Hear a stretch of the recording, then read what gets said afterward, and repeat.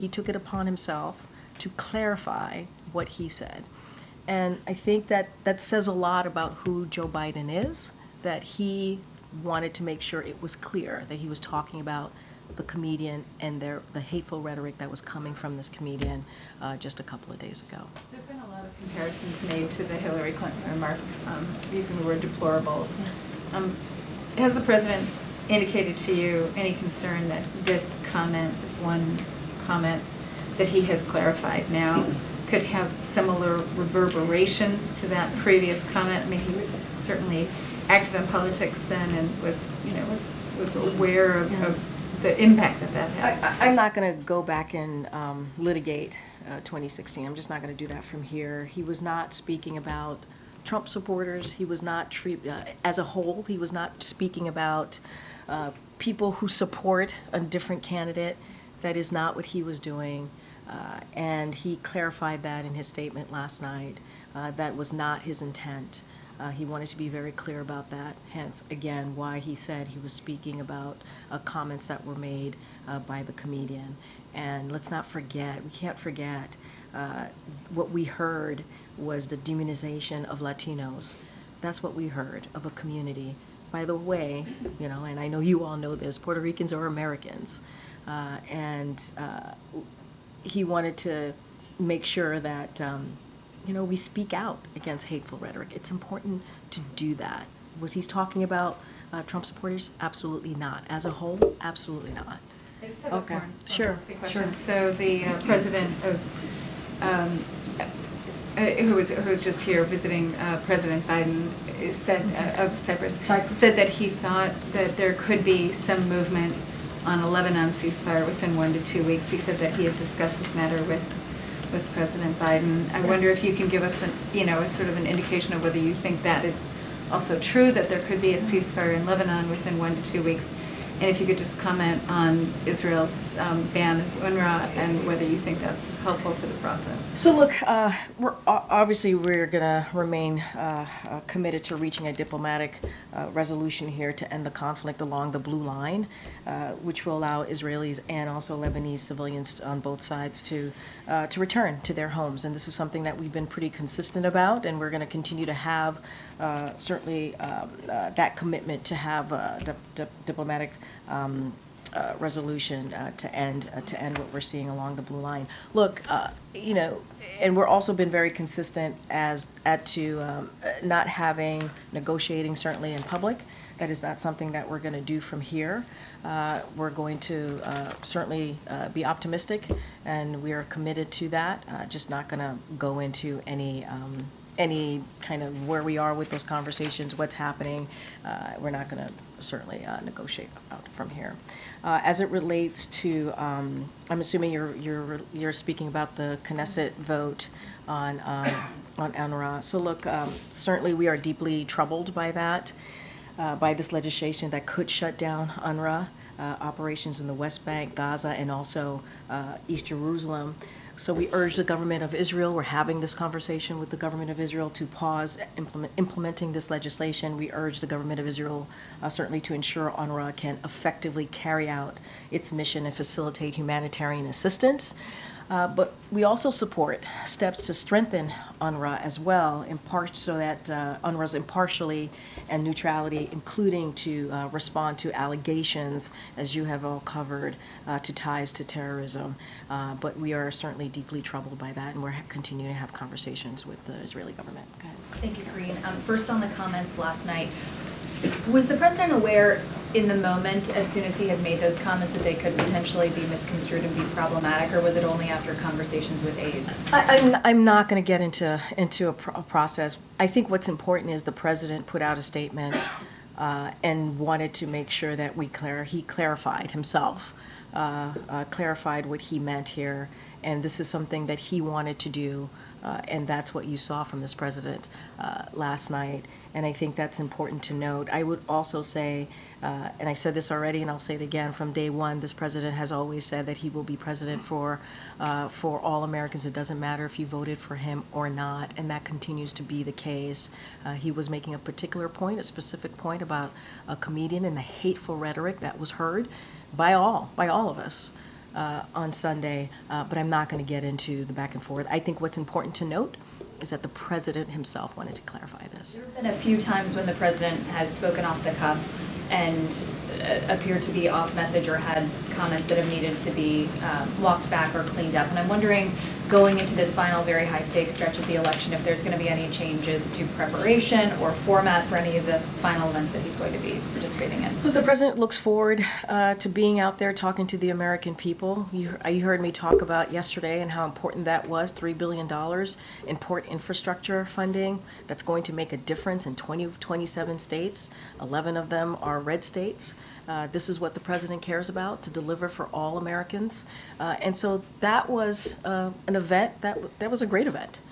We talked about the $147 million that's going to, he talked about this, that's going to go to the port. And not just like dealing with infrastructure, but also creating good paying jobs, thousands of good paying jobs. And so the president's going to continue to do that. I don't have any changes to speak to from here.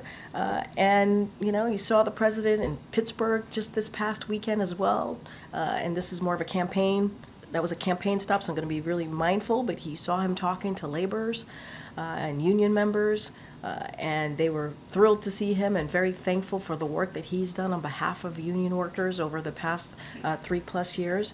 And so that's what you're going to continue to see from the president. It doesn't matter if it's because of the election is a couple of days away.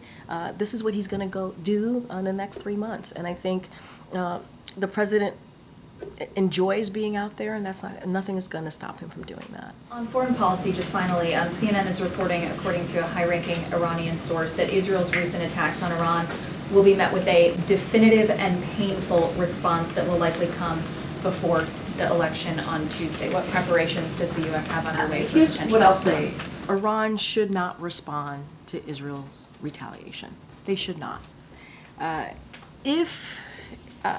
If it chooses to do so, if they do, we will support Israel in defending itself. But they should not. They should not respond to Israel's retaliation. Good, Karen. Thanks. The White House had advised that the president will be heading to Pennsylvania twice at the end of this week, Philadelphia on Friday, Scranton on Saturday.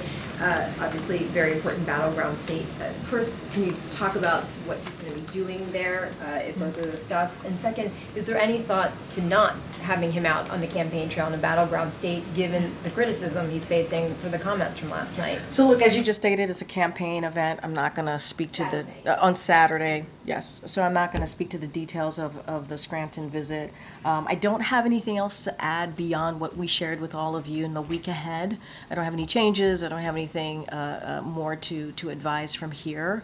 What I can say is what I kind of said with Kayla in answering her question, which is the president certainly looks forward to being out there, speaking directly to the American people, talking about what we've been able to do and deliver in the past almost 4 years of this administration. And that's what he enjoys, right? He enjoys having those direct contact, if you will, with Americans. I don't have anything to share beyond what we already announced to all of you and shared with all of you about what the next couple of days are going to look like. Give us a sense of why those two places. Did he want to go to those? I mean, they're pretty specific locations for him that he has ties to. I'm going to be super careful, super mindful from here, but as you know, the president is from Scranton. He loves Scranton. We've been there a couple of times, and I think he always looks forward to going back there. It is a place that he loves, a place where he spent a lot of time in his youth growing up, and still have close friends and family there. But also, he also believes it's important to continue to be out there to talk to folks directly about what we have done. I'm going to be super careful and not speak to anything beyond that. Once we have more details and information, obviously, we'll share that with all of you. Good. Michael. Where will the president be on election night? So we'll have more to share. Don't have anything for you at this time. We'll have more to share when we get closer. Okay, and one more thing. Will he attend the inauguration in January regardless of who wins? I mean, this president believes in the peaceful transfer of power. And that's what you're going to see this president do. Committed to the peaceful transfer of power. It's not about him. It's not about him. Yes, He will. It's not about him. It's about the American people. That's what the American people need to see, regardless of who wins. The American people, he understands this, needs to see a peaceful transfer of power, and that's what you're going to see from the president. And that's part of that, right? Attending the inauguration, being there, being part of a what is regularly done, a historic kind of process. He certainly is going to partake in that. Okay, Monica. And just following up on two questions from my colleagues, for the sake of clarity, was the president reading from prepared remarks last night? Look, the president had certainly, it's not unusual for a president, vice president, or any elected official to have notes on what they want to say, prepared to say. I'm just not gonna get into specifics here. I think what's important to note here is the president wanted to clarify what he said. That is what is important. And for a president to do that, I think is important. And I think that shows the integrity of this president to want to make sure that, hey, I want to make really clear I was talking about the comedian and the hateful rhetoric that was coming out of his remarks on Sunday. I'm not going to get into specifics here and just leave it as that. I think what's important for the American people to note is that the president wanted to make sure that he clarified his statement and is going to continue to be a president for all. It doesn't matter if you voted for him or not. And then just second, the vice president is facing questions about his comments today. So does the president regret at all the distraction this is causing from her campaign in these final days? Here's what I'll say. Yes, the vice president spoke to this, and she said herself that the president clarified these statements. Look, what I will say, and she also said, obviously, and you all saw this, that she believes that it doesn't matter who you vote for, right? People should have their ability to make their decisions for themselves, which is something that this president also agrees on. And I'm not going to. You all are covering this election. You all can speak to if this is a distraction or not. What I can speak to is the president wanted to make sure that he clarified his statement, and he did so. And the vice president did say today she strongly disagrees with anybody who offers criticism of people based on who they vote for and why they vote for them. Mm-hmm. Does the president view that differently? Yes, he feels the same way. He feels the same way as what she stated. But that's something that the president has been saying for some time. He has. He has been saying that it doesn't matter if you voted for him or not. He's your president. He's a president for all Americans, whether you're in a red state or a blue state. This is something that the president certainly believes. And he has been saying himself. He has said this himself. And that's why he didn't want what he said to be taken out of context. That's why he wanted to make sure it was clarified, because that is indeed what he believes. So he agrees with the vice president. Okay, Willie. You touched on this just a little bit about the president agreeing with the vice president, but will the president be a little bit more careful in his upcoming events? I know you can't speak to the campaign events, but in his remarks, what is he going to do differently in terms of what he says to the American people for fear of isolating someone with his comments? Look, here's the thing. You have a president who wanted to make sure what he said was not taken out of context and took that extra step to clarify. I think that tells you where the president is. He took the extra step to clarify. And you don't see that from many elected officials. You certainly didn't see that from the former president. And this president wanted to make sure it was not taken out of context. And so he wanted to clarify. I think that tells you everything that you need to know. Just two quick ones, if I may. On North Carolina, I wanted to see if there's an update about resources there. Both candidates in North Carolina, I wanted to see what the hurricane response, ongoing response is. And on the ballot boxes and the fires and the ballots, and is the White House in contact with local communities about how they can keep their ballots safe, or what's the White House doing there in response? So a couple of things there. I do want to speak to North Carolina, and I think thank you for that question, because I think it's important for folks to have an update. So as you know, the Biden-Harris administration, when it came to dealing with these two historic hurricanes, Hurricane Helene and obviously Hurricane Milton, we did a robust whole of government response provided hundreds of millions of dollars in financial assistance to survivors and to substantial debris removal and power restoration. And that is what you saw from this administration. As it relates to specifics there, this includes over $1.3 billion in assistance for individuals and families to help pay for housing, repairs, personal property, replacement, and other recovery efforts, and over 1.1 billion in public assistance, including to support local and state governments as they recover and rebuild. And specifically, what we provided to North Carolina, over $193 million in direct financial assistance. This is for survivors, obviously. And as the president and the vice president have said many times, their administration will be there for the people of North Carolina as they continue to rebuild, as they continue to deal with the loss that they've had to deal with from both hurricanes, a historic hurricane, and as you know, both the president and the vice president have been on the ground, and FEMA continues to assist on the ground. As it relates to the ballot drop box fires, first of all, we want to be very clear about this. It is unacceptable. It is unacceptable. Every eligible American has the right to make their voices heard. And so we are committed to making sure that Americans' right to vote occurs, right? We are committed to that, and we want to make sure that is not undermined. And so we're working with state officials, providing replacement ballots to those affected, and are working to protect against future incidents. That's what state officials are doing, and FBI certainly is going to investigate these incidents. So I would refer you to them specifically about the incidents, but we certainly will call that out, and it is unacceptable. Every eligible American has the right to exercise their right to vote and make sure that their voice is heard. Okay, go ahead, Karen. Thanks, Karine. A Supreme Court ruling allowed the state of Virginia to purge 1,600 voters from the registration rolls suspected of being non-citizens. Critics argue that the ruling violates the National Voter Registration Act, which bars systematic changes to voting rolls 90 days before an election.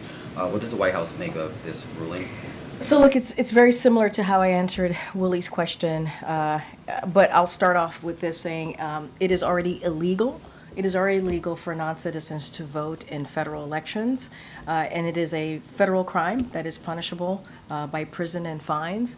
And again, as I stated to your colleague here, every single eligible American has the right to make sure that their voices are heard if they choose so. And so that is something that we're going to continue to make sure that that happens. And I'll just leave it as there for now. Topic. Yeah. The mother of Shanquella Robinson, the 25-year-old North Carolina woman killed in Cabo, Mexico in 2022 after a physical assault caught on video while vacationing with people she believed to be her friend. Her mother filed a wrongful death lawsuit against those 6 individuals who, and also names the State Department and FBI, accusing the agencies of negligence in their failure to extradite those involved and failure to properly investigate that case.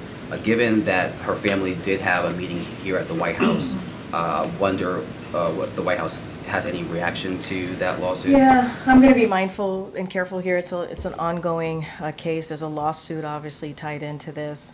So what I will do is refer you to certainly the State Department and just not comment from here. Has the White House been in contact with the Robinson family outside of that one meeting last year? I would have to connect with my colleagues here. I don't have anything to share beyond that one-time connection, but I would have to connect with the team here. All right, thanks everybody. Have a good one.